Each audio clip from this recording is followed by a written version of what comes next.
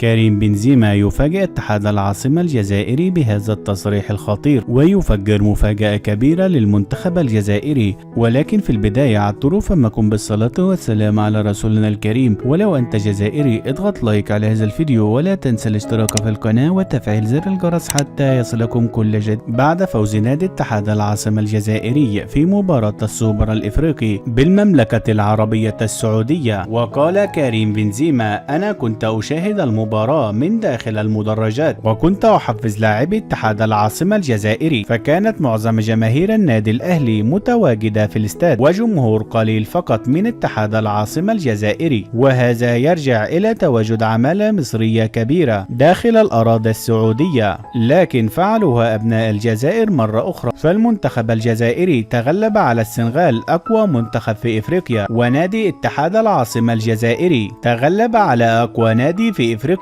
رغم قلة إمكانياته المادية. لكن محاربين الصحراء عودونا دائما أن العزيمة والاجتهاد هي سر النجاح، فالجزائر تاريخ من العطاء والفداء. وفي النهاية لو أنت تتفق معي أن الشعب الجزائري أفضل شعب في العالم اضغط لايك على هذا الفيديو ولا تنسى الاشتراك في القناة وتفعيل زر الجرس حتى يصلكم كل جديد.